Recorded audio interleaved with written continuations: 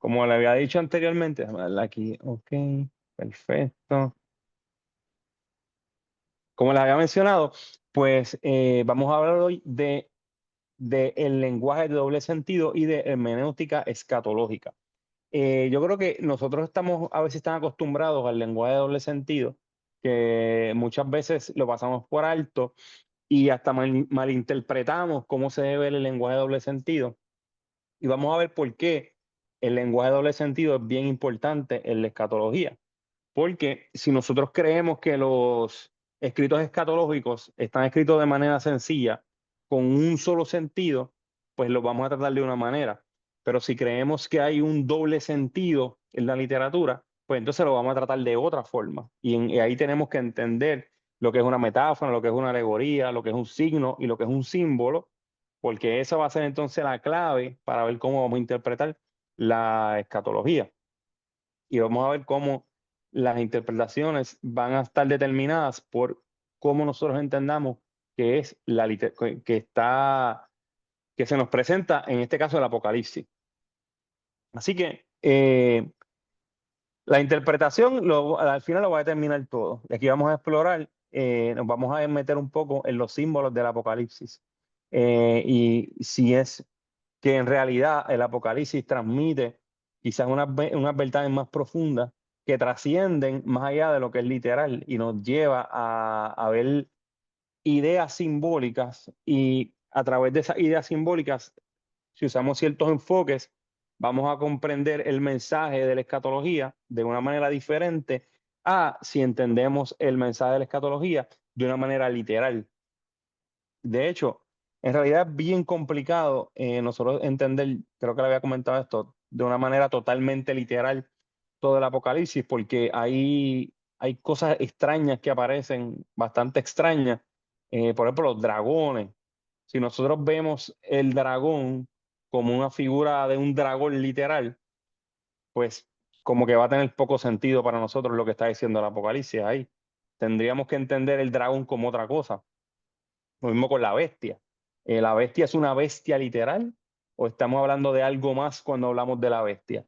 Y entonces así las hermenéuticas totalmente literales son bastante débiles, diría yo, cuando vamos a hablar especialmente del Apocalipsis, porque hay ideas aquí que claramente no intentan ser literales, sino que intentan transmitirnos algo más.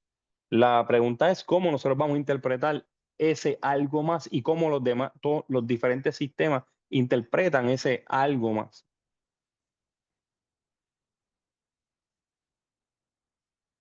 Así que el lenguaje bíblico no siempre es literal, que es lo que le estaba diciendo. A menudo utilizamos recursos que expresan un segundo sentido. Y cuando hablamos de literatura de doble sentido, no sé qué ustedes entienden allá por doble sentido. Acá en Puerto Rico, seguramente cuando hablamos de doble sentido, nos referimos a cuando se da una expresión y el sentido que está detrás es un sentido quizás malo, probablemente, o por ejemplo, se dice algo, pero se está tratando de esconder como ¿cómo le diría? Como algo sexual. Y entonces uno usa una terminología, pero en realidad lo que está tratando de decir es algo sexual. Y normalmente acá cuando hablamos de doble sentido, pues hablamos de eso. Aquí es albur. No En sé Chile si. igual, en Chile igual. Ajá, exacto. Pues aquí nosotros no vamos a usar eso, pues el doble sentido. No, eso no es lo que significa para nosotros aquí el doble sentido, sino que lo que nos vamos a referir es a que cuando leemos algo tiene un sentido, pero el autor está queriendo transmitir otra cosa. Entonces, esa otra cosa es el segundo sentido, lo que está detrás. Normalmente los textos apocalípticos, la literatura apocalíptica, se entiende que es de doble sentido. Exacto, en parte van a ser tipos. Eso puede ser una de las formas, los tipos. Em, pues la literatura apocalíptica, normalmente la mayoría de los exégetas la entienden como literatura de doble sentido. Claro, también hay ciertas escuelas de pensamiento que inclusive niegan que exista el estilo apocalíptico y que dicen, no, eso no es apocalipsis, eso es solamente profético. Y se me desconectó. Un segundo. Ahí, estaba bien así. Eh, es que me salió un error en la cámara, pero ya lo quité. Pues, como le estaba diciendo, hay diferentes escuelas de interpretación bastante extremas, por así decirlo, que reniegan la idea de que exista una literatura apocalíptica y dicen que en realidad todo es profético. Entonces, todo se debe entender de la misma manera profética de la cual se entendía la profecía en el Antiguo Testamento. Pero la realidad es que cuando vemos la literatura apocalíptica, nadie puede negar que está llena de símbolos o de imágenes o de tipos. Y entonces la pregunta es cómo interpretamos esa literatura, ese lenguaje de doble sentido. Ya le hice una vez el cuento de un encontronazo que tuve yo con un youtuber, que yo le dije que la literatura apocalíptica, que la apocalipsis era literatura apocalíptica y me terminó bloqueando, sin ni siquiera darme la oportunidad de explicar por qué es literatura apocalíptica. Así que parte de lo que vamos a ver hoy, además de esto de literatura de doble sentido, es explicar qué es la apocalíptica y explicar cómo sabemos cuando estamos frente a literatura apocalíptica o cómo debemos acercarnos, cómo debemos entender la literatura apocalíptica. Así que el lenguaje de doble sentido. En un estudio en el estudio de la apocalíptica, nos vamos a encontrar con un lenguaje que va más allá de su significado, que es lo que le dije, va más allá del significado superficial. Y vamos al doble sentido. Y evidentemente no es que se busque engañar, sino que hay verdades y algo bien importante que siempre hay que tener en cuenta, especialmente en Apocalipsis, es que ese doble sentido que tiene la literatura, que tiene el Apocalipsis, tenía algún significado para la audiencia original. Hay escuelas de pensamiento que dicen que no, que Juan escribió eso y quizás él lo que estaba viendo no entendía lo que estaba escribiendo, dejó por escrito algo que no entendía y eso que se escribió se quedó codificado hasta que básicamente en el presente o en la edad bastante moderna es que se ha podido ir decodificando. Por ejemplo, le voy a dar un ejemplo claro. Una vez una persona me preguntó que si en el Apocalipsis, en el relato de la mujer y el dragón, habían helicópteros. Y entonces, básicamente, la idea que tenía esta persona o que había aprendido esta persona, es que Juan, cuando está hablando de sus visiones, él vio helicópteros, pero como él no podía describir lo que era un helicóptero, pues lo describió usando algo que él conocía. Entonces, el problema es que si nosotros seguimos esa línea de pensamiento, entonces, para la audiencia original, Apocalipsis no tenía ningún sentido, porque ellos no entendían nada. Lo que iban a ver era un montón de enigmas que no tenían significado. Hay un manuscrito medieval creo que se llama el manuscrito de Voynich o de Voynich, algo así, que es un manuscrito que está encriptado y que nunca se ha podido desencriptar. Nunca se ha sabido qué es lo que significa. Nadie sabe qué es lo que significa porque la persona que lo escribió no dejó la manera de cómo decodificarlo. Lo que publicó son un montón de códigos de imágenes, de textos codificados que todavía hoy en día no tienen sentido para nadie porque nadie sabe cómo se decodifican.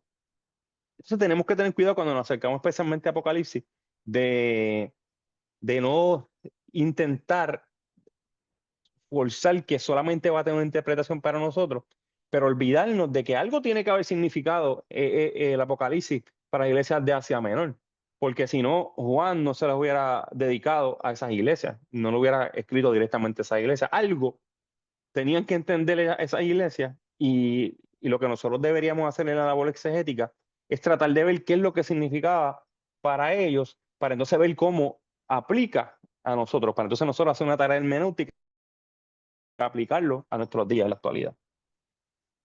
Así que seguimos. La primera figura de doble sentido es el signo. Yo creo que nosotros estamos bastante familiarizados a lo que es un signo. Segundo aquí rápido. Un signo es una realidad.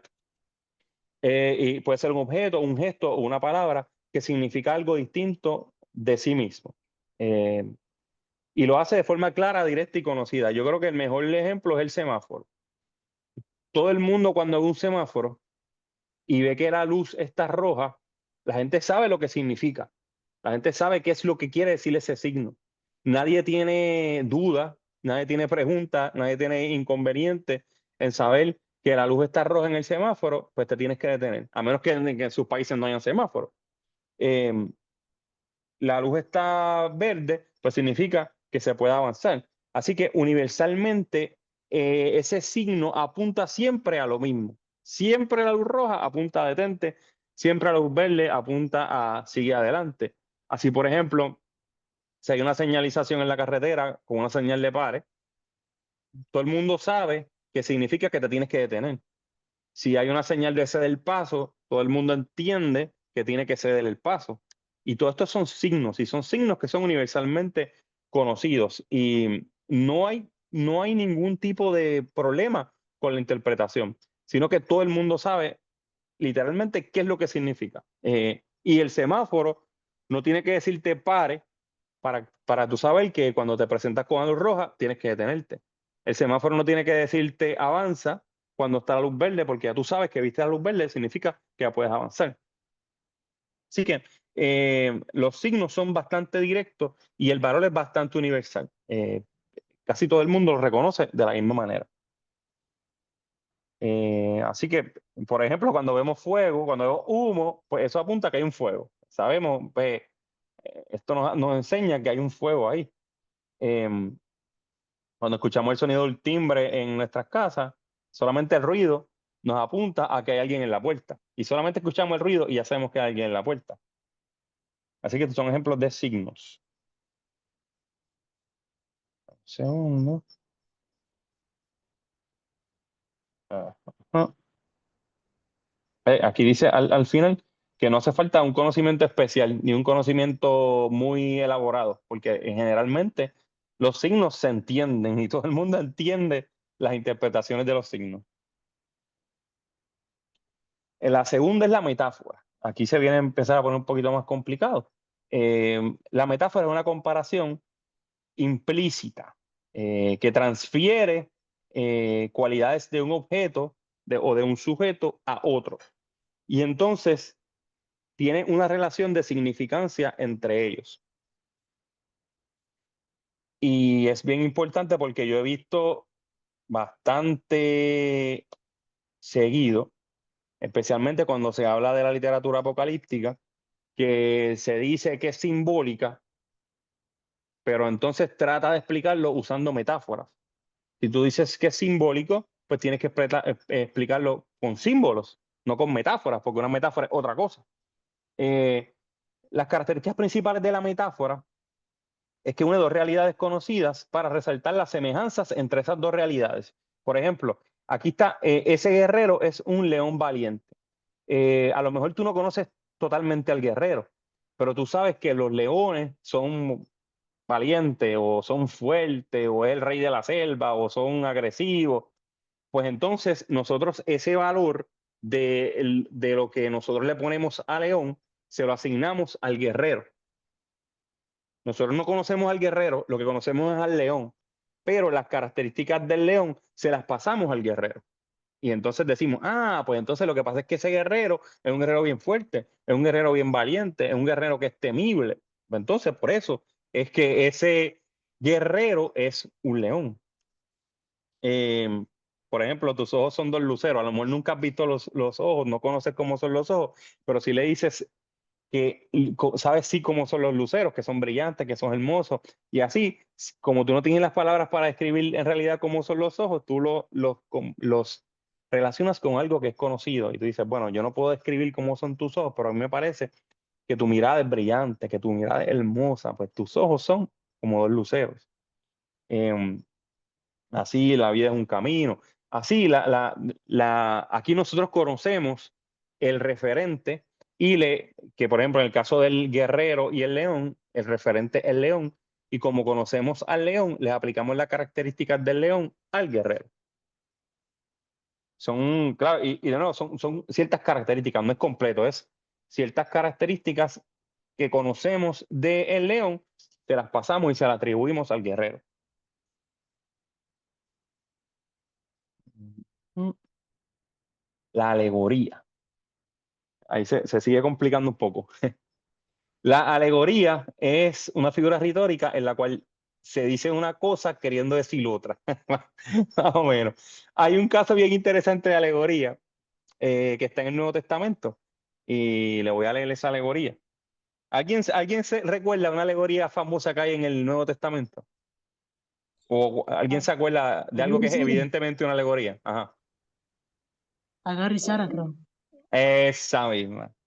Esa es la alegoría y yo creo que esa es la alegoría probablemente más famosa. Yo no sé si ustedes han tenido la experiencia.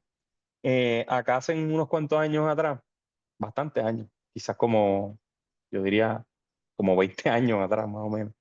Yo estaba en un centro comercial famoso aquí en Puerto Rico, el más grande de Puerto Rico, que se llama Plaza Las Américas. Y yo estaba caminando por los pasillos, estaba en el momento, en mi hora de almuerzo del trabajo, y creo que fui a comprar algo en el centro comercial. Entonces, en ese momento yo estaba solo y se acercó de mí una pareja. De hecho, no eran puertorriqueños la pareja que se me acercó. Entonces, esa pareja me dice, tú sabes que nosotros tenemos que Dios es nuestro Padre, ¿verdad? Y me tomaron totalmente fuera de base. No sabía por dónde es que venían ellos. Estaba en un centro comercial, cerrado. Pues, y yo le dije, mira, pues no sé. Y me dijo, sí, como el Padre nuestro. Ah, sí, sí, sí. Y me dice, pues, ¿y qué pasa si yo te digo que nosotros también tenemos una madre? La madre que tú te estás refiriendo. Entonces, esta gente me vinieron a usar esta alegoría de Agar y de Sara, porque ahí al final dice que Jerusalén, que es nuestra madre, es libre. Pero esa gente, por si acaso, eso es una secta coreana, que es la secta de la diosa madre. Claro, después yo me enteré de eso. Eh, que Cristo, ellos le dicen, creo que Ansanjón, algo así se llama para ellos Cristo, pero el Espíritu Santo es la madre y la madre es una señora que vive en Corea del Sur. Y entonces esta secta dice que nosotros tenemos una madre y que esa es nuestra madre.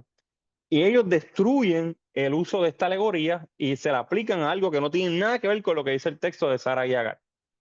Pues aquí la idea de Sara y Agar es una idea amplia que tiene que ver con la ley, así, y con la ley y con la gracia. Más allá de lo que significa solamente Sara y Agar, hay toda una relación completa en todo el ejemplo y la alegoría es completa. La alegoría incluye a Sara, incluye a Agar, incluye la ley, incluye la gracia y toma la idea de Agar como la esclavitud del desierto y a Sara como la madre de la promesa y, y le asigna la idea de la libertad a la madre de la promesa y entonces usa esta idea de Jerusalén, que es nuestra madre, es libre. Y todo lo que quiere decir la alegoría es que cuando vivimos bajo la ley, el que vive bajo la ley vive como un esclavo de la ley. Pero cuando vivimos bajo la gracia, tenemos la libertad que nos da la gracia. Así que todo esto de Sara y Agar, lo que se nos reduce es a esto. Toda la alegoría lo que trata de explicarnos es esto. Así que parte de un segundo sentido ya conocido, que en este caso se conocía quién era Sara y Agar, la gente conocía las características de la vida de Sara y Agar. Y entonces usa esta imagen de la libre y de la esclava para darnos a conocer una realidad que es más grande, que es esta cuestión de que cuando vivimos bajo la ley somos esclavos de la ley, pero cuando vivimos bajo la gracia somos libres. Claro, no es una libertad que no tiene ninguna condiciones, no es una libertad que nos deja hacer lo que, por así decirlo, lo que nos da la gana, no, no. Pero sí nos da una libertad. Somos libres de la ley porque estamos bajo la gracia.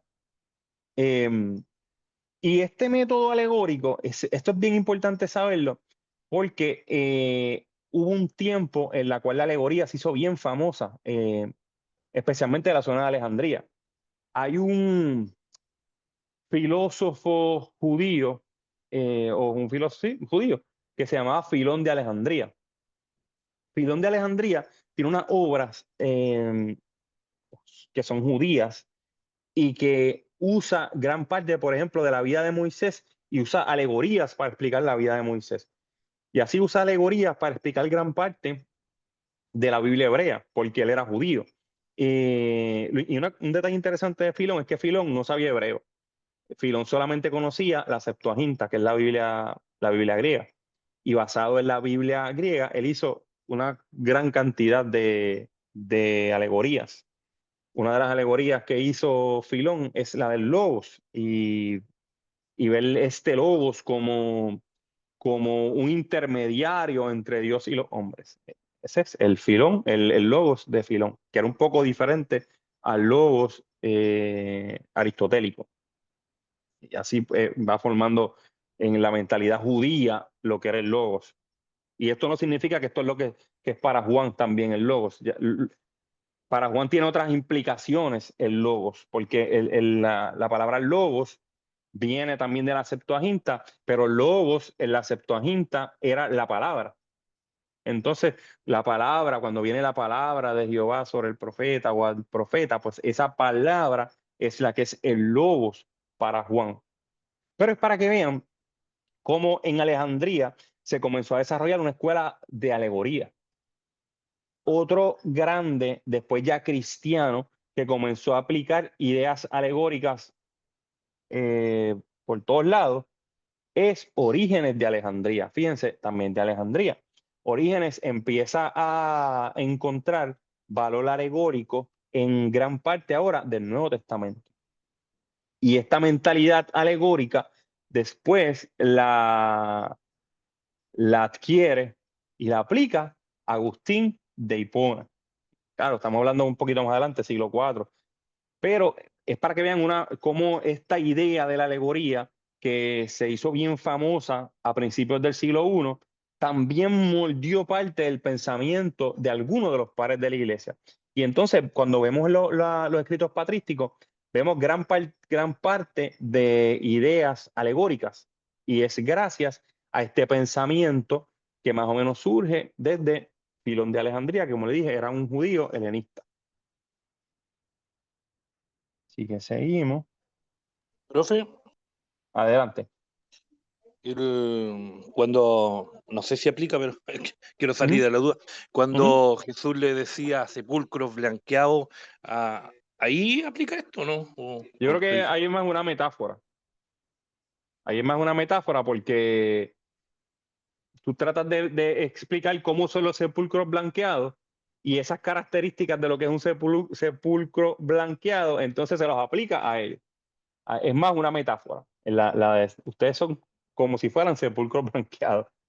Entonces esas características se las aplica a ellos. Y así es fácil, como es un sepulcro blanqueado. Pues por fuera está bien bonito, por fuera es blanco, por fuera está embellecido, pero por dentro lo que tiene es muerte. Entonces, esta metáfora él se la está aplicando a los religiosos y le dice, ustedes por fuera se ven bien bonitos, por fuera se ve todo limpio, pero por dentro ustedes lo que tienen es muerte. Eso le está queriendo decir Jesús a los religiosos. Está fuerte. Pero si nosotros no entendemos cómo se usa el lenguaje de doble sentido, pues no vamos a entender la seriedad de lo que Jesús le está diciendo a ellos.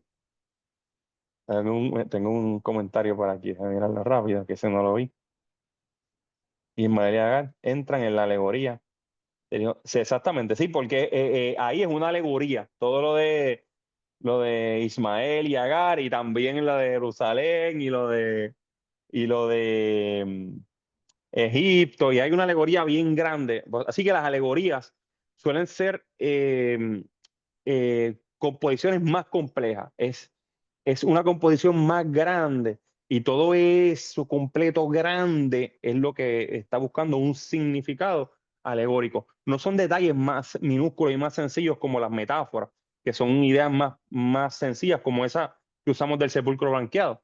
sino la alegoría suele ser más grande y entonces se toma una idea más grande y se le da un significado específico a esa idea más grande. Por ejemplo, Agustín de Hipona tiene una alegoría bien famosa de la parábola, creo que es la parábola del buen samaritano.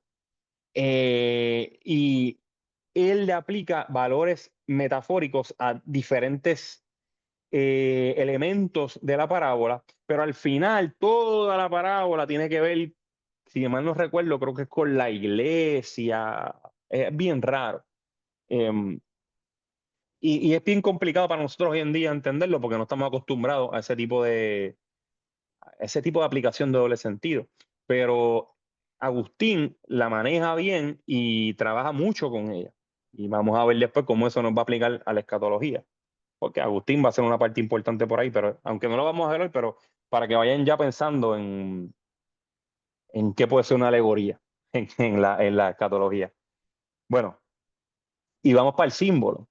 Les mencioné ahorita que la mayoría de los estudiosos del de la apocalíptica están de acuerdo en que la apocalíptica está llena de símbolos, es bastante simbólica.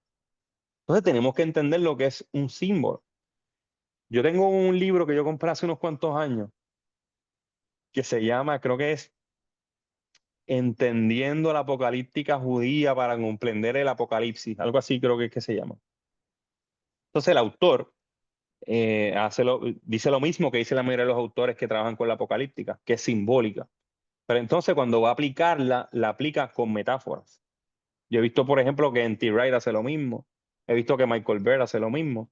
Que te dicen, sí es simbólico, pero no, no transmiten en realidad qué es lo que es un símbolo. Porque en lugar de símbolo, te vas a usar alegorías o te vas a usar metáforas. Pero fallas en explicar lo que es un símbolo, que es la parte más esencial. Si estás diciendo que es simbólico, tienes que explicar bien qué es un símbolo. Bueno,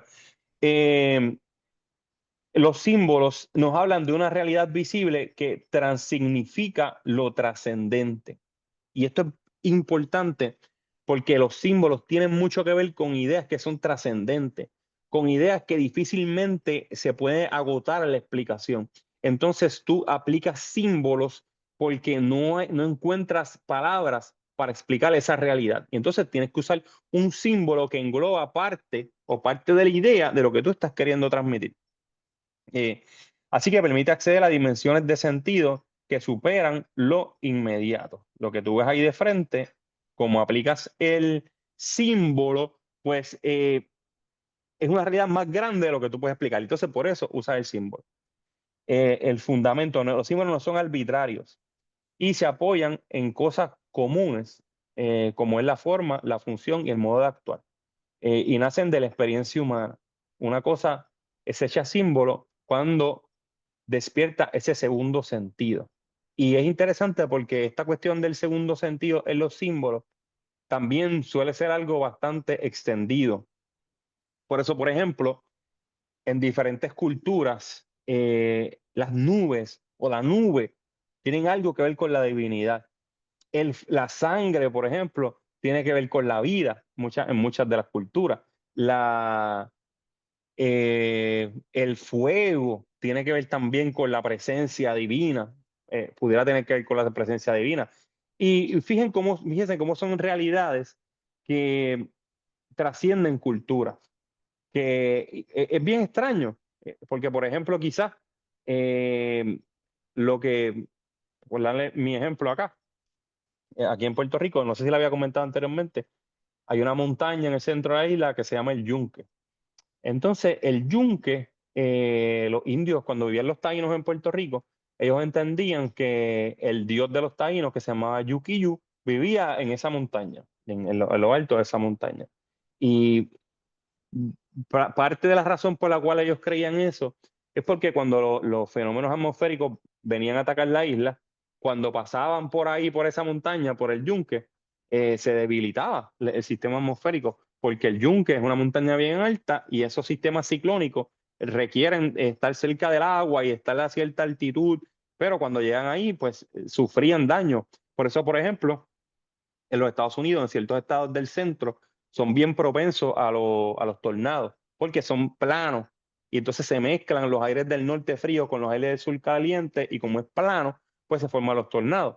Pues algo parecido pasaba acá, pero cuando pasaban por ahí por el yunque se destruía. Entonces se tenía la idea de que ese pico siempre está lleno de neblina, casi nunca está accesible. Pues parte de la idea de esa neblina allá arriba es que vivía el dios de los taínos, allá arriba vivía Yukiyu, y entonces se veía la nube como símbolo de la presencia del dios que habitaba allá arriba. Así que miren cómo esta idea del símbolo la aplicaban los taínos aquí, que nunca conocieron para nada lo que tuviera que ver con la Biblia. Pero para ellos, la nube tenía un significado de la deidad que habitaba en lo alto de ese monte que se llama el Yunque. Y probablemente ustedes tengan en sus diferentes regiones también ideas parecidas a eso. La puerta, el pastor y el camino, yo diría también que son metáforas. Tú explicas cómo es que son las puertas, y esa idea de la puerta se la pasa entonces a Jesús. Entonces trata de explicar esa característica de que por la puerta solamente cabe en un espacio limitado. La puerta tiene un espacio limitado. La puerta se abre, se cierra. Pues asimismo, cuando vamos a entrar por Jesús, cuando Jesús toma la figura de la puerta, pues tenemos que aplicar ese valor metafórico a Jesús para entender qué es lo que quiere decir con la puerta. Tengo una pregunta de Ángel. Sí, pastor, una pregunta es, ¿un símbolo podría ser el agua? Por ejemplo, cuando se lo vincula a la palabra de Dios. Por ejemplo, Juan 3:5, porque Claro, cuando tú ves cuando tú no tienes las palabras suficientes para explicar lo que tú estás tratando de explicar y usas, por ejemplo, el agua y todas esas características del agua, las aplicas a algo que es trascendente, pues sí puedes estar aplicando un símbolo. Lo mismo cuando usas el espíritu, como el viento, y usas estas características del viento, y lo dice en Juan 3, que el viento va donde quiere, sopla donde quiere, va donde quiere, tiene la libertad que tiene. Pues eso es un símbolo del espíritu. Eso nos permite entender cómo para la mentalidad de Juan era el espíritu, y cómo Jesús mismo dice que era el espíritu, y usando este lenguaje simbólico aprendemos cómo es algo que es trascendente, porque el espíritu es trascendente. No hay manera que nosotros podamos describir por completo al espíritu, no hay palabras para describirlo, pero usamos este símbolo, por ejemplo, del viento, para entender mejor cómo es que es el espíritu, y nos ayuda con esas características específicas del viento.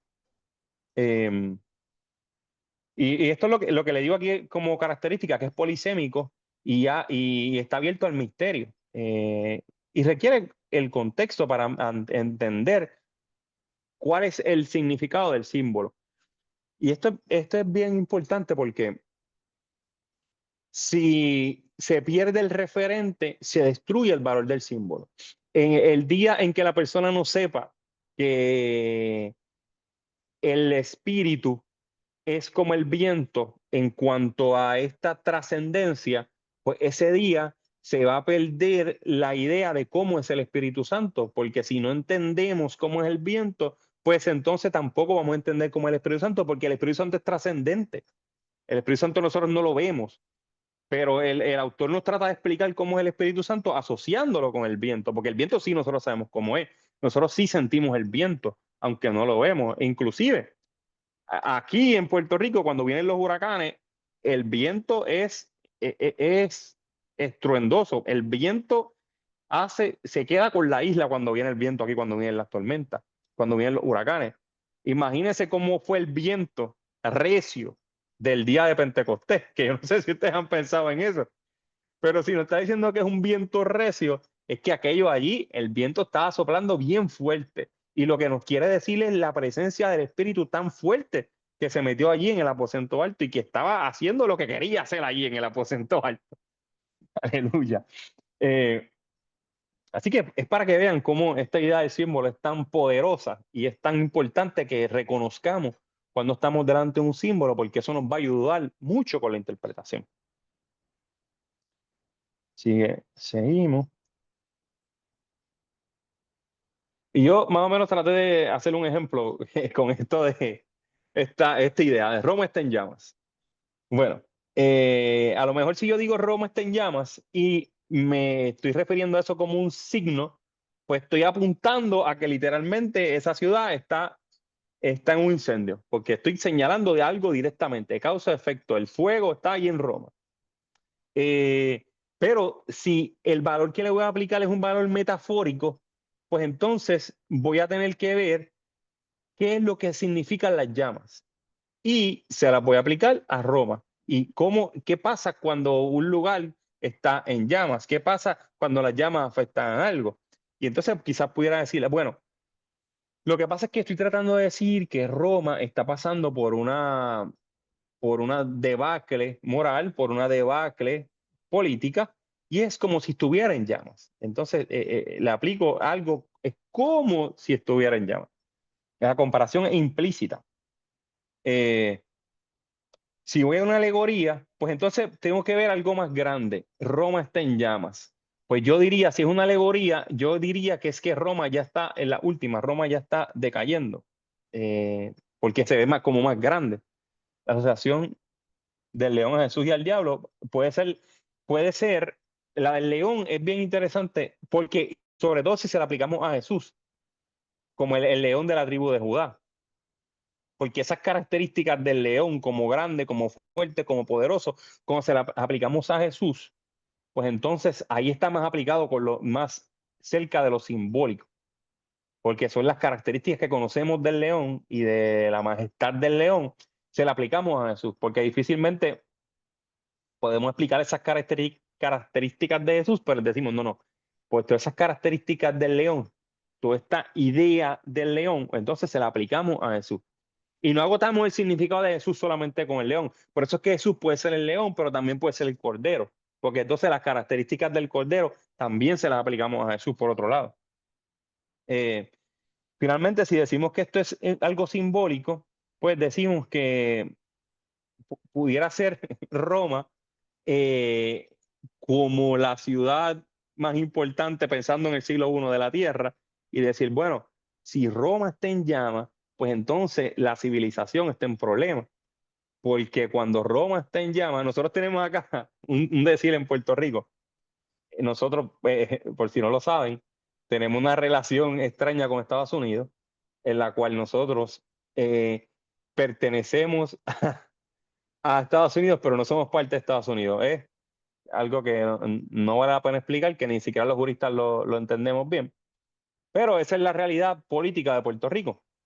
Y nosotros tenemos un dicho que dice que cuando en Estados Unidos estornuda, a nosotros nos da catarro. Lo que pasa en la metrópoli, nosotros lo sentimos acá más fuerte.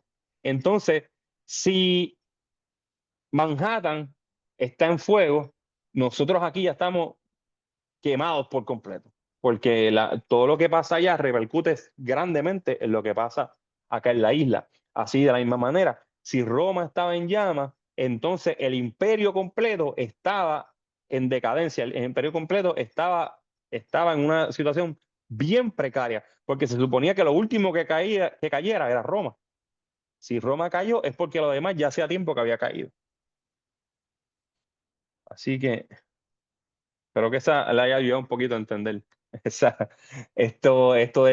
ejemplo, porque es medio complicado entender lo que son los símbolos, especialmente los símbolos, las metáforas y las alegorías. Se parecen y si no lo entendemos bien, pues podemos cometer errores, sobre todo si nosotros pensamos que la apocalíptica es simbólica, porque a lo mejor si usted dice, no, la apocalíptica es metafórica, pues entonces usted va a buscar esas pequeñas metáforas que están en el texto y va a tratar de darle el sentido a cada una de esas metáforas.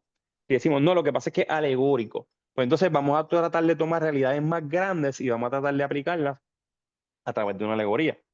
Y yo diría que el ejemplo más extendido de alegoría es el del milenio. Los que son amilenialistas ven el milenio como una alegoría, es una realidad extendida, es algo más grande. No basta con una metáfora, es más grande, es una alegoría para los que son amilenialistas. Lo vamos a ver más adelante, pero para que sepan. Pero por otro lado, Si vemos el milenio como un símbolo, pues entonces el significado es diferente. Entonces, yo no estoy diciendo que no va a haber un milenio. Yo estoy diciendo que detrás de la idea de un milenio hay una idea simbólica que está enmascarada en eso del milenio. Es diferente. Decir que el milenio es una metáfora a decir que el milenio es un símbolo. La interpretación es diferente. Así que quiero entrar ahora a la literatura apocalíptica. Este es de los campos que más a mí me gustan. Y a la vez creo que es uno de los campos que menos se trabaja y que menos se entiende. Y para mí es bien importante porque yo he compartido con algunos de mis amigos pentecostales que para mí el pentecostalismo es una fe apocalíptica. Y muchas veces la palabra apocalíptico se usa solamente para hablar del fin del mundo. Pero en realidad la apocalíptica o apocalipsis es quitar el velo, es remover el velo, es reconocer que hay unas realidades trascendentes que no están al alcance de nosotros, pero por medio de un proceso en específico, de repente ahora nosotros podemos ver esa realidad.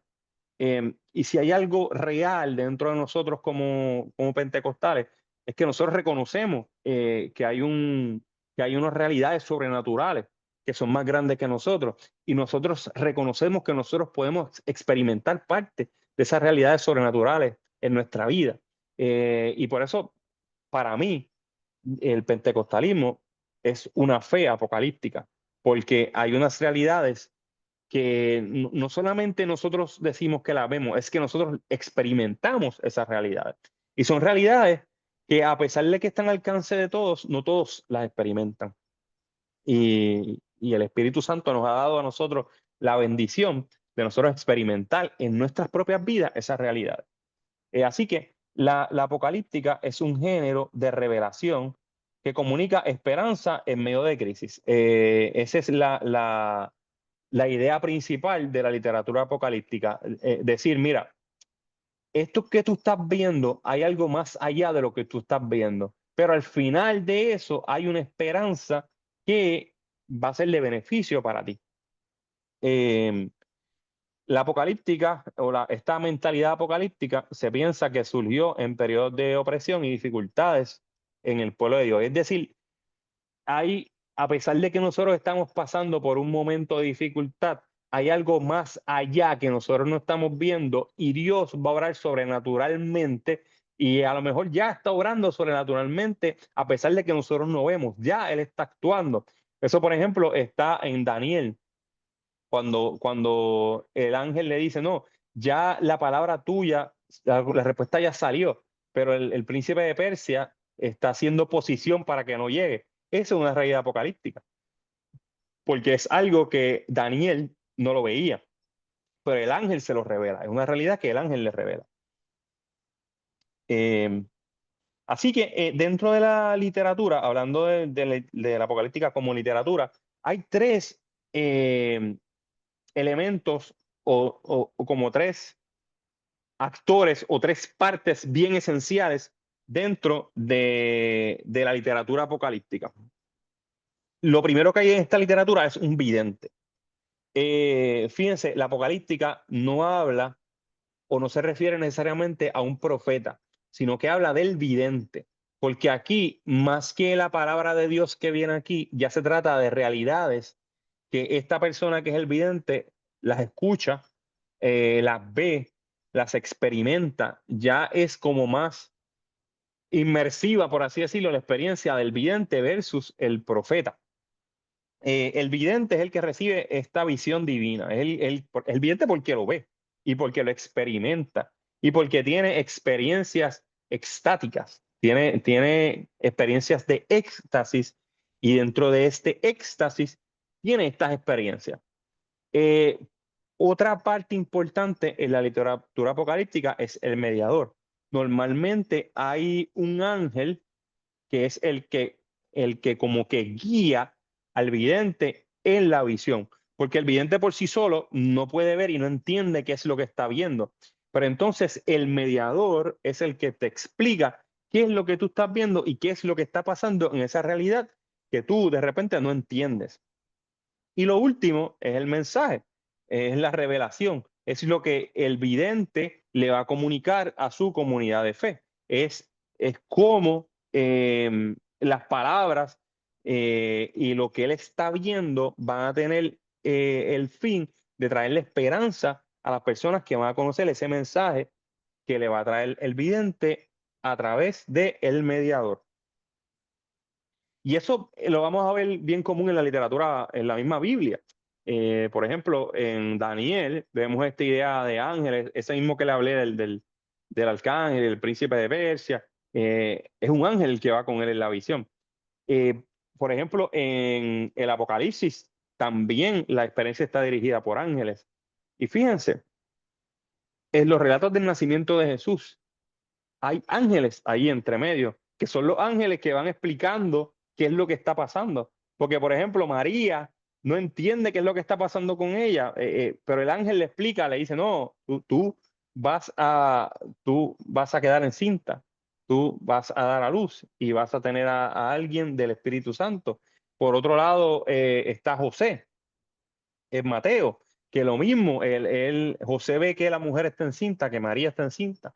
José no sabe qué es lo que está pasando, él no entiende qué es lo que está pasando, pero entonces un ángel aquí funciona como mediador y le explica a José, no, lo que está en María es del Espíritu Santo, recibe a María, no rechaces a María. Y así, dentro de las narrativas del nacimiento de Jesús, está llena de esta mentalidad apocalíptica, porque estaba pasando la realidad de que el Hijo de Dios, que Dios mismo estaba penetrando en la tierra, estaba llegando a la tierra, estaba rasgando separando el mundo espiritual, o estaba adentrando, el mundo espiritual venía entrando al mundo material en la figura de Jesucristo. Así que el evento del nacimiento de Jesús es un evento apocalíptico. Y que seguimos. Profe, En cuanto, adelante. profe, el concepto cuando habla de apocalíptico es como la traducción revelaciones. ¿A eso Sí, abarca, sí, cierto? porque apocalipsis significa remover el velo. Por eso es que también se usa la palabra revelar o desvelar, porque estás removiendo el velo. Y lo que significa es que, de nuevo, hay una realidad que es invisible para tus ojos, que tú con tus ojos naturales no lo puedes ver.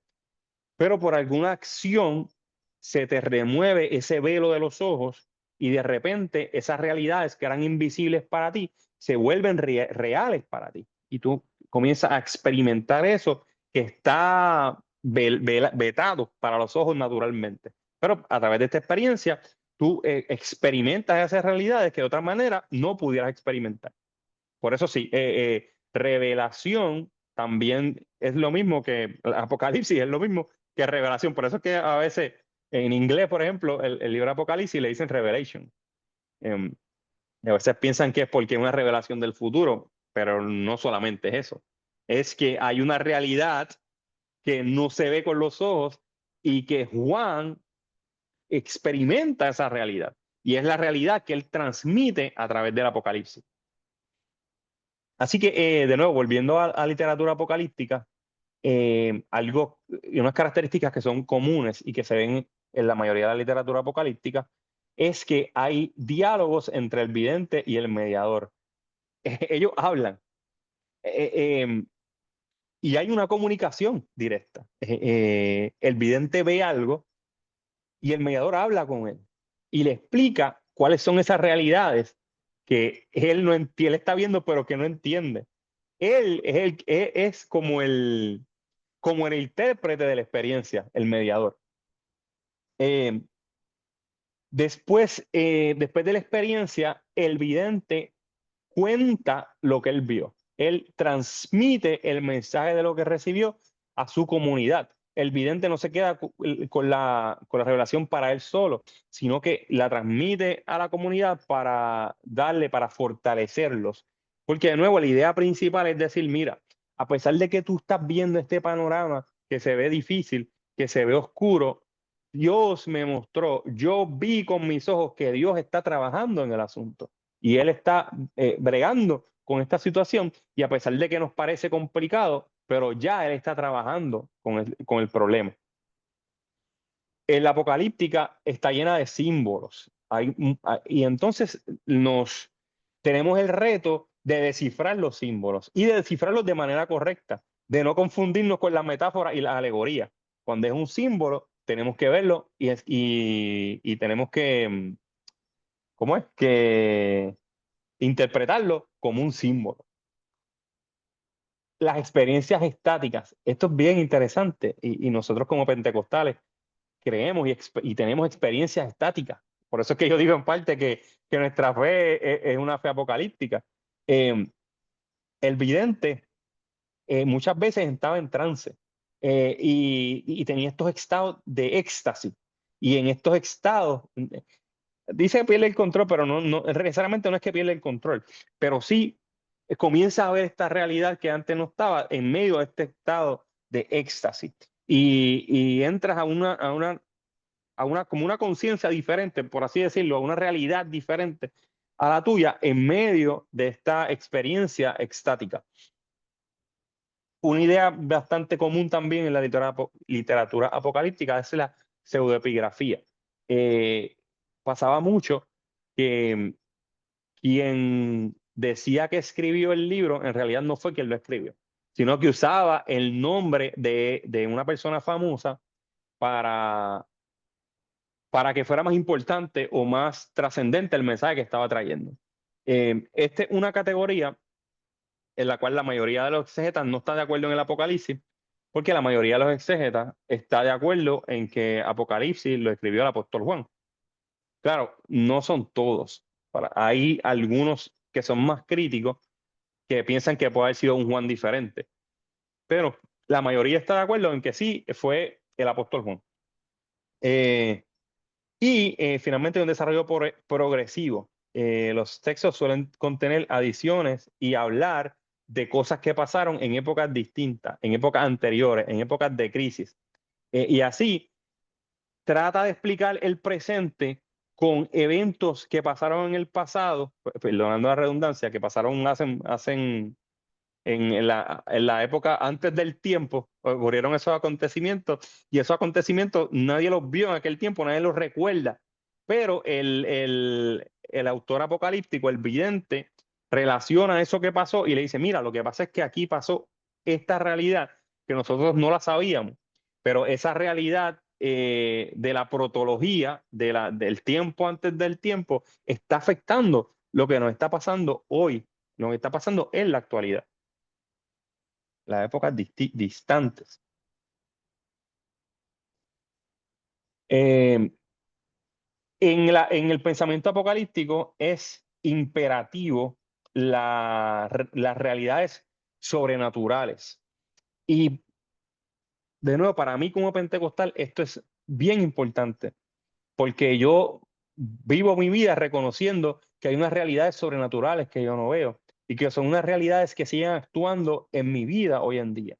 Porque el Espíritu Santo es una realidad que es sobrenatural. Jesucristo como el Hijo es sobrenatural, el Padre es sobrenatural. Y yéndome un poco, quizás saliéndome del tema, pero la idea de que nosotros somos templos del Espíritu Santo, miren qué realidad sobrenatural tan grande, de decir que esa majestuosidad de la divinidad viene y habita en nosotros, qué realidad sobrenatural tan grande. Y a la vez, qué lástima que hay ciertos sectores que tratan de removerle los componentes sobrenaturales a nuestras realidades cotidianas. Nosotros podemos ver al Espíritu Santo actuando en las cosas más pequeñas de nuestra vida y saber que Él está trabajando a favor de nosotros. Pero los que tienen la mentalidad sensacionista casi terminan siendo casi deístas, porque no ven ese fluir, ese actuar constante del Espíritu Santo en nuestras vidas.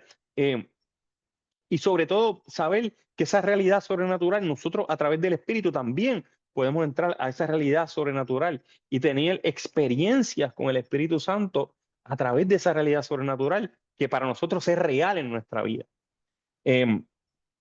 También el pensamiento apocalíptico tiene idea de un conflicto cósmico, tiene esta idea de las fuerzas espirituales del bien contra el mal que están luchando y que estos conflictos que ocurren a niveles cósmicos afectan la vida de las personas. Por ejemplo, Pablo, cuando dice nuestra lucha no es contra carne ni sangre, sino contra principados, contra potestades, contra gobernadores de maldad en las regiones celestes. ¿Ven cómo hay una realidad ahí apocalíptica? Él está diciendo, mira, ahí hay un conflicto que está ocurriendo en las regiones celestes. Hay una batalla que se está llevando a cabo en las regiones celestes y esa batalla incide sobre nosotros. Por eso es que dice, nuestra lucha es contra eso.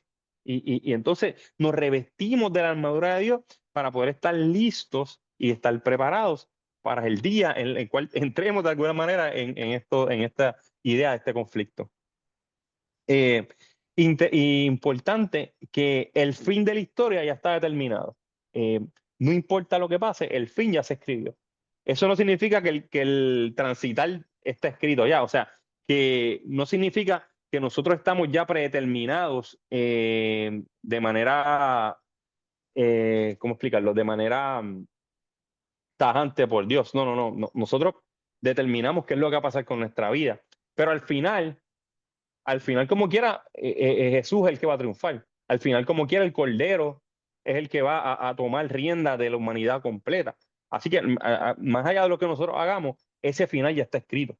Ese final ya está predeterminado. Está en nosotros, en qué lado es que nosotros vamos a entrar cuando lleguemos a ese momento del final, cuando lleguemos al juicio final. Así que tenemos que asegurarnos, si ya sabemos que al final ese va a ser el final, pues tenemos que estar en el bando correcto cuando llegue el momento. Así que seguimos. Y el mediador, esto es también interesante, este mediador escatológico también puede ser el Mesías o el Hijo del Hombre. Después de todo, hay un solo mediador entre Dios y los hombres, Jesucristo hombre.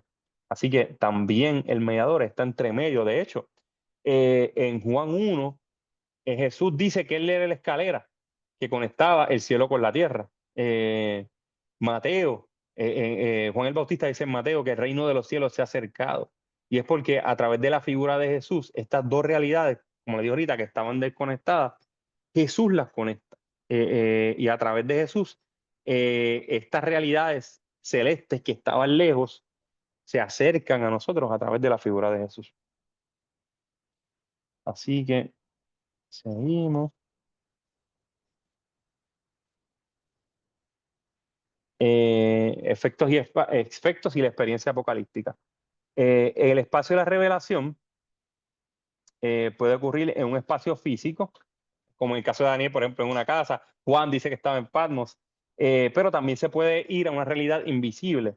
De Juan mismo después dice, sí, yo estaba en Patmos, pero de repente estaba en el Espíritu, frente al trono de Dios. Así, este espacio físico se movió a una realidad invisible. Y también ocurren los viajes celestiales. Esto es bien importante en la literatura apocalíptica. Y en cuanto al efecto sobre el vidente, muchas veces el vidente, cuando tiene esta experiencia, sufre una transformación personal. A veces sube al cielo y se supone que él comunique la experiencia que él tuvo, porque él tuvo esa experiencia con la idea de que él transmita esa experiencia a su comunidad. Seguimos. El símbolo. Ya le hablé un poquito del símbolo y en la literatura apocalíptica el símbolo es sumamente importante para que podamos entender qué es lo que nos está queriendo transmitir la literatura apocalíptica. Y ya le hablé un poquito de la alegoría, de la metáfora y del signo, pero como hay un misterio involucrado en la apocalíptica, por eso es que el símbolo es el recurso predilecto de la apocalíptica. Ahí podemos hablar de las bestias, los dragones, los tronos, los corderos, toda esta idea que más allá de verlo como metáfora, tenemos que buscar cuál es el significado simbólico detrás de cada una de ellas. Y en cuanto a la aplicación hermenéutica, la Apocalipsis, como vengo diciendo hace rato, requiere que nosotros entendamos los símbolos para entender el mensaje. Y vamos a ver ahorita dos escuelas literarias más que no hemos visto, pero algunas, como le dije, alegorizan los eventos históricos, como el caso del milenio. Y otras ven esas mismas realidades como símbolos, otras los ven como literales, pero todo depende de cómo nosotros apliquemos la hermenéutica. De nuevo, los lentes con los cuales veamos la literatura. Hay lentes que están correctos, hay lentes que pueden no estar tan correctos. Pero vamos a ver ahorita dos lentes más que no hemos visto todavía, para que vean dos maneras más en las cuales se interpreta el Apocalipsis. Vamos hacia adelante. No sé qué pasó aquí. Vamos a seguir aquí y aquí está. Vamos a ver ahora lo que es el historicismo. Esto está bastante... Esto es uno de los enfoques hermenéuticos para ver el Apocalipsis y ya no se usa mucho, pero van a ver una idea por ahí que yo sí la había escuchado antes y le voy a preguntar si usted la había escuchado antes y que es una interpretación historicista. El historicismo sostiene que Apocalipsis lo que narra es la historia de la iglesia. Apocalipsis toma las realidades de la iglesia a través de los tiempos y las va narrando en su libro, en el Apocalipsis. Usa símbolos, imágenes, pero lo que tratan de mostrar son realidades temporales, realidades de algo que pasó en el tiempo. Y como es la historia, trata de ver la historia de la iglesia retratada en el Apocalipsis. Es normal aquí ver, por ejemplo, algo como un mapa profético que trata de ver lo que se narra en Apocalipsis con eventos puntuales en la historia. Yo quiero saber cuántos de ustedes han escuchado esta interpretación de las 7 iglesias. Yo la había escuchado antes, que las 7 iglesias de Apocalipsis se refieren a tiempos específicos dentro de la historia de la iglesia. ¿Alguien más había escuchado eso antes? O me gustaría saber si alguien más lo había escuchado antes. Yo sí, pastor, pero lo Ah, había entonces, visto Acá también, también pastor. que tenía una validez para el tiempo, digamos que es una escritura para esas iglesias en particular, pero que tiene una proyección a futuro para distintos momentos de la vida de la iglesia hasta hoy. exacto. Pues la idea de verlo de una sola manera es historicista. Claro, también algunas personas dicen lo que está diciendo Ángel correctamente, que también tiene una interpretación para su tiempo en su momento, pero habían otras personas que ni siquiera le importaba lo que quiso decir para las comunidades de Asia Menor y lo que decían no. Lo que pasa es que cada una de las 7 iglesias representa un tiempo en específico a través de la iglesia, a través de la historia más bien. Y entonces, por ejemplo, dicen, no, la iglesia de Éfeso representa la iglesia apostólica, porque esa iglesia era fervorosa, pero parece que fue perdiendo su primer amor. Y entonces dice que esa iglesia fue la iglesia del año 90 al año, más o menos el año 100 después de Cristo, la era apostólica. Pues dice, no, en Esmirna, como la iglesia era perseguida por el Imperio Romano, pues entonces, y era martirizada y sufrió mucho, pues esa es la iglesia de la persecución romana, del año 100 al 313 después de Cristo. Después dice, no, en la iglesia de Pérgamo, como ya estaba comprometida con el poder político y comenzó a hacer alianzas después de Constantino, perdiendo la pureza que debió tener, pues entonces es la iglesia del año 313 al 538. Después vendría Teatira, y entonces Teatira es la iglesia de la Edad Media, fíjate, un periodo de 1000 años, en el cual hubo mucha corrupción institucionalizada y mucha corrupción en la iglesia. Después, la iglesia de Sardis es la iglesia del tiempo de la Reforma. Está fuerte. Es una iglesia que parecía que estaba viva, pero en realidad estaba muerta. Eso está fuerte, porque estás diciendo que la iglesia estaba muerta en esa época. Bueno, después vendría Filadelfia, que es el tiempo de los avivamientos y de las misiones. Y finalmente, en la época actual, estaríamos en la iglesia de la Odisea, que es una iglesia tibia, una iglesia materialista, es una iglesia del último tiempo, es una iglesia que no tiene fervor espiritual, que es indiferente a la iglesia. Y la realidad es que mucha de la iglesia de hoy se parece a la Odisea, pero en realidad en todo el momento, en toda la historia de la iglesia, ha habido iglesias tibias, iglesias materialistas. Pero esto es una idea historicista de cómo interpretar las 7 iglesias de Apocalipsis, las iglesias de Asia Menor. Profe, el historicismo que está mencionando ahora es como una nueva interpretación que está saliendo, es como No, algo así, no, ¿no? no, no, no, no. Esto yo diría que es más una interpretación de, del final, de principios del siglo XX, probablemente, porque se comenzó a ver la historia de la iglesia como un mapa en ese momento, tratando de buscarle un sentido a esto, y entonces dice, lo que pasa es que las iglesias, esto yo lo vengo escuchando hace mucho, hace tiempo que no lo escuchaba, pero sí lo había escuchado antes. No, a lo mejor no lo había escuchado, Sergio, pero hay otras personas que han dicho que sí, que lo habían escuchado antes. Y, por ejemplo, acá en Puerto Rico había unos programas que trataban solamente con Apocalipsis, y yo recuerdo haber visto esta idea específicamente dentro de esta interpretación de las iglesias de Asia Menor, de estos periodos históricos.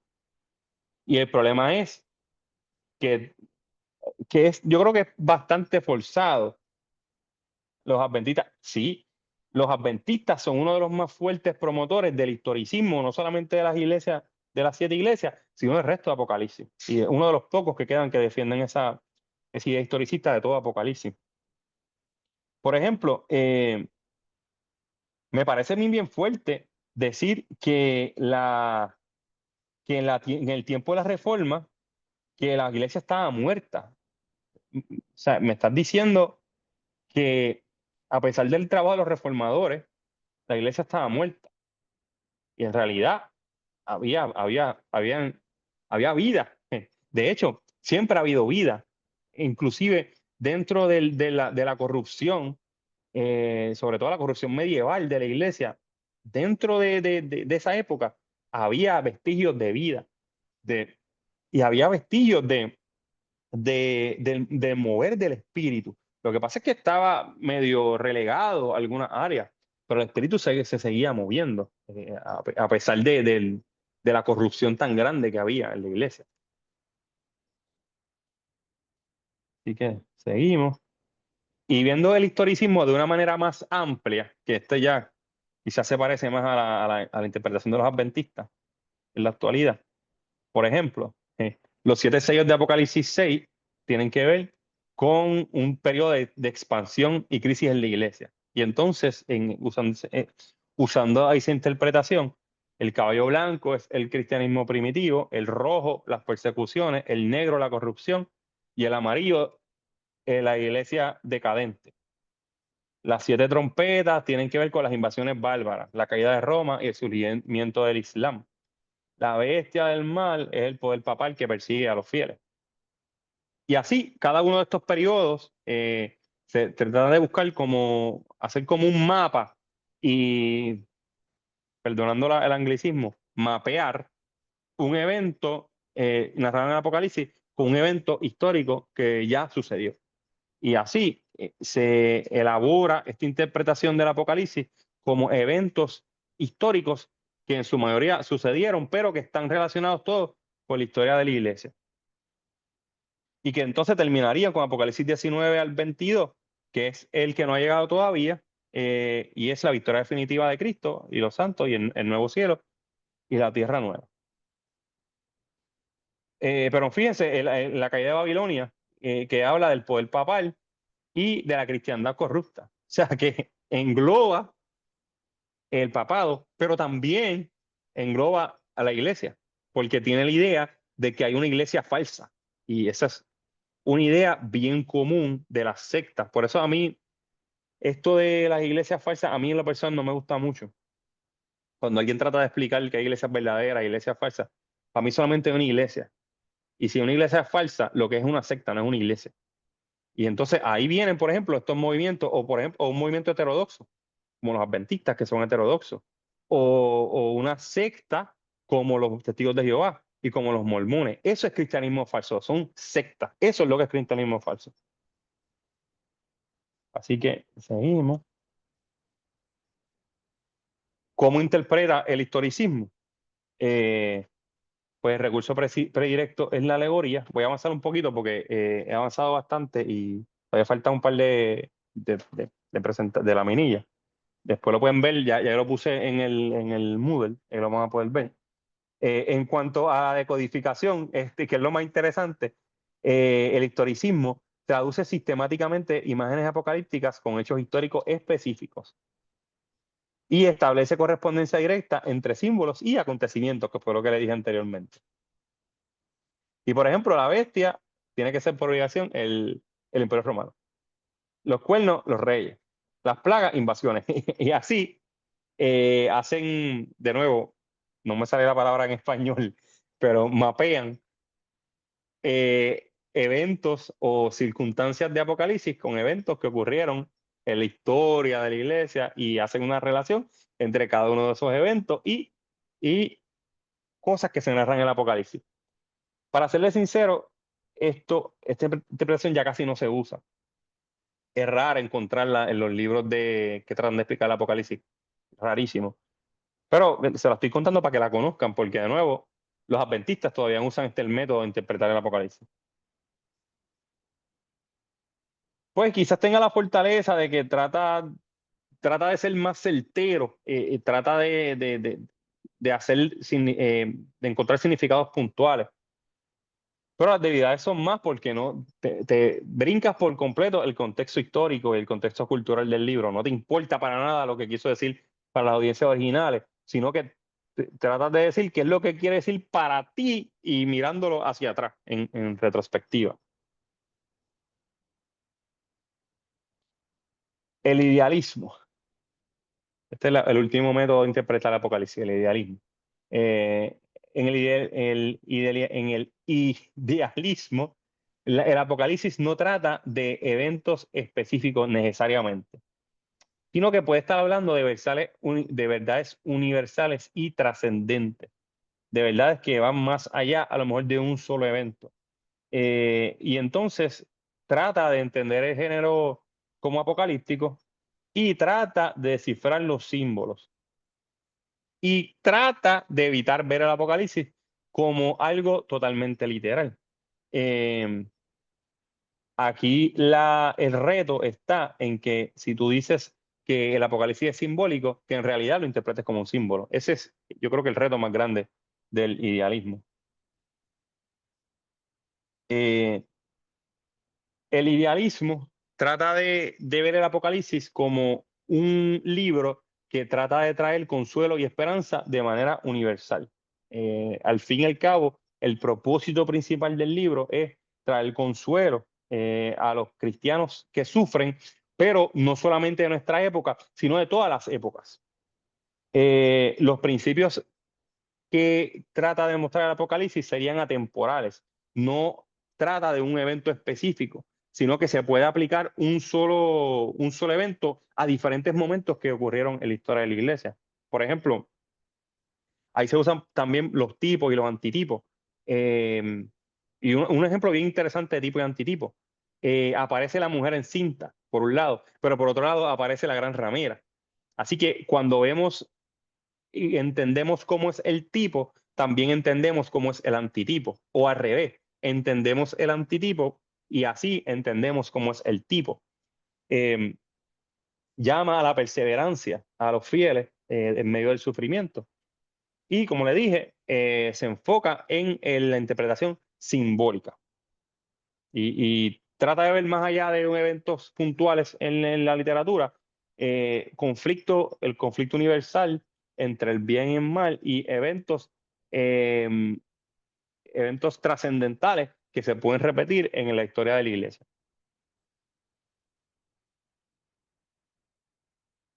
Más o menos, al tratar de hacer un mapa idealista de Apocalipsis, se vería más o menos así.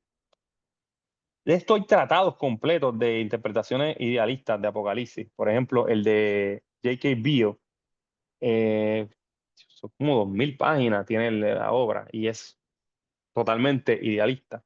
Así que esto es algo bien por encima que estamos mostrando, pero se puede complicar muchísimo esto del idealismo. Aquí, por ejemplo, dentro del idealismo, el capítulo 1 trataría del Cristo exaltado, de las iglesias. No se refieren a una iglesia puntual, sino a la iglesia universal en todo tiempo y los problemas que pueden tener la iglesia en todo tiempo. El 4 al 5 se refieren a cómo Dios reina sobre la humanidad cósmicamente y a través de toda la historia de la iglesia. Los sellos pueden hablar de calamidades comunes que ocurren a través de la historia del hombre, no tiene que ser un evento puntual. Las trompetas tienen que ver con advertencia a todas las generaciones. En el 12 al 14, aquí la mujer, la bestia y el dragón, es la lucha constante de la iglesia contra el bien y el mal. Y entonces trata de ver la bestia como una interpretación, la mujer como otra cosa, la bestia como otra cosa, todos como símbolos. ¿Qué significan cada uno cuando son símbolos? Del capítulo 14 al 15 tiene que ver con los juicios divinos en las copas, de 16 al 19, la caída del sistema corrupto, de todos los sistemas corruptos en Babilonia. El milenio es la victoria espiritual de Cristo en la cruz. Y el 21 y 22 es la Nueva Jerusalén, que es el estado final, la comunión eterna entre Dios y el hombre. Esto es a grandes rasgos cómo sería un mapa del apocalipsis idealista. Así que terminando, la apocalíptica utiliza recursos de doble sentido, les dije anteriormente, y hablando de doble sentido tenemos el signo, la metáfora, la alegoría y el símbolo, y el más que usa la apocalíptica es el símbolo. En cuanto al historicismo, trata de hacer una alegoría de eventos específicos de la historia que ya ocurrieron a través de la historia de la humanidad anteriormente, pero el idealismo trabaja más con los símbolos y trata de descifrar qué es lo que significan los símbolos y se enfoca en verdades espirituales que pueden ser atemporales o que pueden ser repetitivas. La clave está en este caso en entender la literatura apocalíptica y en cómo desciframos los símbolos, porque según descifremos los símbolos es cómo vamos a tener la interpretación idealista. Y eso es importante, por eso dos comentarios usando esta hermenéutica idealista puede llegar a significados diferentes, porque interpreta los símbolos de manera diferente. Así que la clave aquí está en cómo es que se interpreta los símbolos. Lo mismo, cada una de las hermenéuticas, como le dije anteriormente, depende del lente en el cual uno use. Y aquí en el caso del simbolismo, depende de cómo interpretemos los símbolos. Según interpretemos los símbolos, es cuál va a ser la interpretación que le vamos a dar, en este caso, al Apocalipsis. Aquí yo termine, probablemente hay preguntas. Adelante, Ángel. Con respecto al método o a la hermenéutica idealista, Pastor, yo he escuchado, por ejemplo, que no lo sabía, lo escuché hace poco. La Gran Ramera yo he escuchado que es el Vaticano, pero hace poco escuché un pastor de Ecuador, Norman Guanotuña se llama, que habla de la Gran Ramera como Israel y da, digamos, eso podría ser una interpretación idealista porque es el mismo elemento o no. No, eso no es idealista, porque cuando es idealista se trata de ver como una idea más general. Se dice, por ejemplo, que la gran ramera son los sistemas malvados de la humanidad, por ejemplo. No se dice específicamente que es Roma, que si vemos Roma lo pudiéramos ver quizás como preterista, o, inclusive este de como que es como los judíos es totalmente preterista, porque para tú decir que la gran ramera son los judíos, pues tú tienes que decir que la datación del Apocalipsis es anterior al 70 y que el Apocalipsis lo que trata es de un juicio hacia los judíos y el juicio hacia los judíos se cumplió en el año 70 con la destrucción del templo. Entonces tú tienes que suponer que la super gran mayoría o todo el Apocalipsis ya se cumplió. Y entonces ahí es que tú dices, no, la gran ramera es el sistema de los judíos. Y lo interesante es que a través de la historia de la iglesia, la gran ramera ha ido cambiando de personalidad. Por ejemplo, para los primeros cristianos, la gran ramera era Roma. No era los judíos, era Roma. Porque Roma era el sistema que oprimía a esos primeros cristianos. Entonces ellos tenían la perspectiva, cuando caiga Roma, entonces va a venir el momento glorioso de la iglesia. Y después vamos a ver un poquito del milenialismo, pero ahí nos va a hacer mucho sentido. Pero entonces para la iglesia de la Reforma, la gran ramera es la iglesia católica, porque es la iglesia que es el sistema que los oprime a ellos, es el sistema que no los deja ser libres a ellos con la manera en la cual ellos ellos quieren vivir su cristianismo, su espiritualidad. Pues entonces quien los oprime es Roma, es la Iglesia Católica. Es Roma, pero ahora la Iglesia Católica.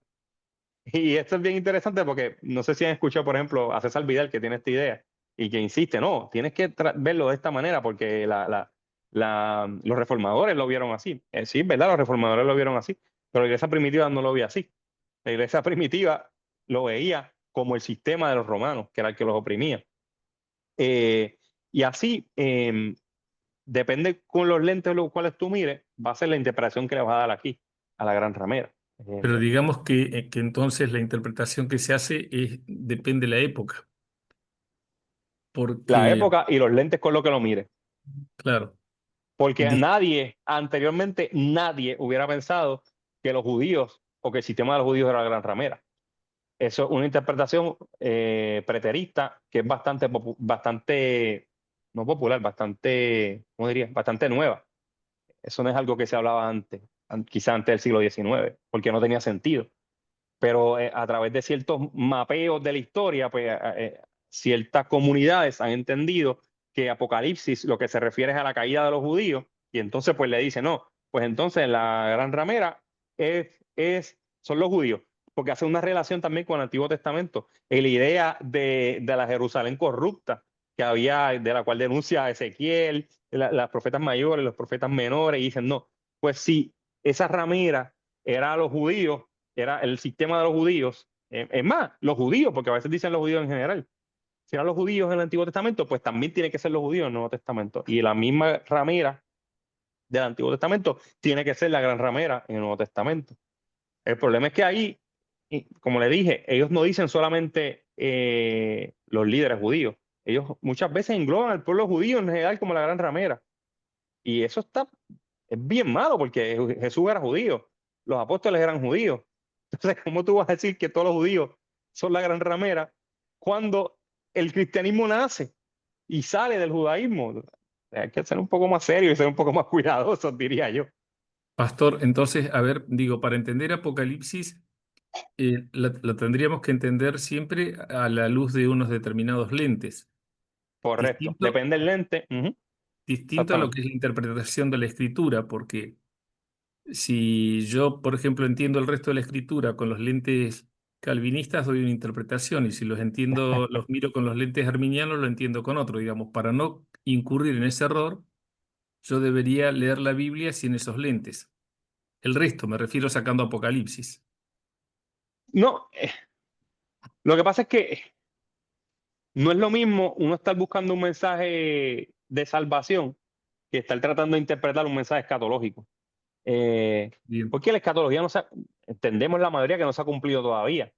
Entonces el reto está en tu determinar qué es lo que quiso decir esa literatura para la audiencia original y qué es lo que quiere decir para nosotros hoy en día. Porque yo soy de los que creo que esa literatura debió significar algo. Apocalipsis debió significar algo para los que recibieron esas cartas allá en Asia Menor. Pero igual debe significar algo para nosotros. Porque todavía nosotros seguimos esperando el regreso de Jesús, glorioso de Jesús. Entonces, ¿qué sentido tenía para ellos y qué sentido debería tener para nosotros hoy? Pero sí depende de estos lentes que le he dicho, por los cuales lo miremos: historicismo, idealismo, preterismo, futurismo. Pero igual también está la posibilidad de usar más de un lente para eventos específicos, para momentos específicos en la historia. Quizás entendamos que hay, por ejemplo, pudiéramos entender que el mensaje de las 7 iglesias de Asia Menor se cumplió allá para la iglesia de Asia Menor, pero definitivamente pudieran traer una aplicación para nosotros hoy en día. Por ejemplo, el domingo pasado mi pastor predicó de la iglesia, creo que fue de Esmirna, si mal no recuerdo. Sí, de Esmirna. Y entonces trajo una interpretación o una aplicación más bien de lo que Juan le dijo a la iglesia de Esmirna para nosotros hoy. Entonces, le trajo un significado que quizás no es el mismo significado que tuvo para la audiencia original, pero que es un significado actualizado para nosotros hoy. Y así podemos hacer con diferentes partes de Apocalipsis. Inclusive, pudiera ser que algunas partes lo miremos usando el lente futurista. pero otras partes la miremos usando el lente idealista. Y así algunas partes nosotros digamos, esto se debe ver como unas realidades que se cumplieron o que se cumplen a través de la historia, o ideas más genéricas que se siguen cumpliendo. Pero otra parte nosotros decimos, no, nosotros estamos esperando un cumplimiento futuro de este evento todavía. Y yo creo que el mejor ejemplo es la idea del milenio. Hay unas escuelas de interpretación que piensan que el milenio es ahora, que vamos a ver después del milenialismo. Pero hay otras que piensan que el milenio todavía no ha sucedido. Y por ejemplo, el premilenialismo histórico tiene bastantes ideas idealistas, pero ve el milenio como algo que todavía no se ha cumplido. Así que ve el milenio como futuro y ve el estado eterno obviamente también como futuro. Así, usando más de un lente, podemos llegar a diferentes interpretaciones en este caso, de Apocalipsis.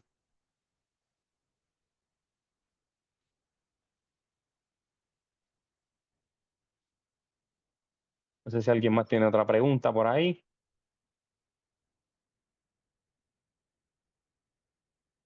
Adelante, Josías. Con respecto a las posturas, yo pienso que de cierta manera ya estamos inclinados hacia una. Por ejemplo, como diría nuestro hermano Elías Chávez, porque somos pentecostales y ¿cómo es? Los himnos que hemos estado cantando lo marcan, por ejemplo, Marino con la alabanza del La gran tribulación. arrebatamiento. Entonces, Ajá. se me haría raro. Pero es interesante que esa canción no nos habla tanto del arrebatamiento, nos habla más de la gran tribulación que del arrebatamiento. Entonces, en lugar de resaltar la esperanza de los que son arrebatados, lo que habla es de la desgracia de los que no son arrebatados. Pero eso es otro tema. Pero sí, Sí, definitivamente. sí, Ajá. incluso aquí en Guatemala hay muchos himnos así acá se maneja un género que se llama musical y la mayoría de himnos sí se enfocan mucho en el arrebatamiento. Ujú. Sí, sí. Pero yo diría, por ejemplo, la serie popular de novelas de Estados Unidos, Left Behind, en lugar de tratar de explicar qué es lo que pasa, la gloria que atraviesan los que no están, se enfoca en los que fueron dejados atrás, en los Left Behind. Y claro, el Left Behind usa un sistema escatológico en específico, que en este caso es un dispensacionalismo bastante clásico, por así decirlo, para explicar. Pero eso lo vamos a ver después. Pero sí, definitivamente nosotros estamos predispuestos bastante con nuestro estilo de vida a cierta manera de interpretar la escatología. Pero yo creo que se van a sorprender porque una de las ideas, eso lo vamos a ver después, que tenía el dispensacionalismo clásico es la idea de la cesación de los dones. Es la idea de que en ciertos momentos en específico el trato de Dios y de los hombres cambia, incluye la idea de la cesación de los dones. Por eso es que no podemos pararnos en un solo sistema y mirarlos de una manera inflexible y decir nosotros no tenemos que casar, por así decirlo, con el dispensacionalismo clásico, porque hay ideas dentro de ese dispensacionalismo que a nosotros como pentecostales son incompatibles con nosotros. Y por eso hay que conocer los sistemas y ver que nuevo, puede que hayan cosas que no sean compatibles con nosotros hoy en día. Por eso, por ejemplo, ustedes ven ideas como las del fallecido MacArthur, que era dispensacionalista clásico, quizás parte de revisado, pero que sostenía esta idea de la cesación de los dones y que parte de su hermenéutica dispensacionalista lo ayudaba con eso de la cesación de los dones. Y él era consistente con su dispensacionalismo siendo cesacionista. ¿Por qué? Porque parte de ese cesacionismo, de esa idea fundamentalista del principio del siglo XX, incluía la cesación de los dones y también incluía el dispensacionalismo clásico.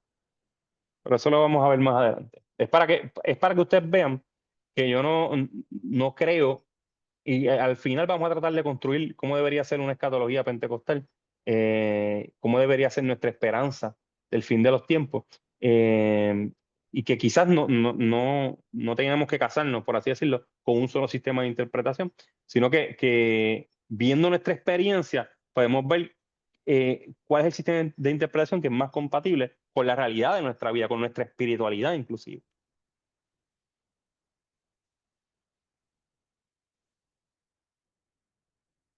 No sé si por ahí alguien tenga otra duda, otra pregunta, otro comentario. Yo la última, pastor. Entonces, Ah, la hermenéutica escatológica, ¿son esos cuatro o hay más? Historicismo, idealismo, preterismo y futurismo. esos son Entre- los fundamentales, pero Ah, se pueden mezclar también. bien. Se pueden mezclar y usando más de uno se puede llegar a conclusiones. Así que no sé si alguien más tenga preguntas o dudas.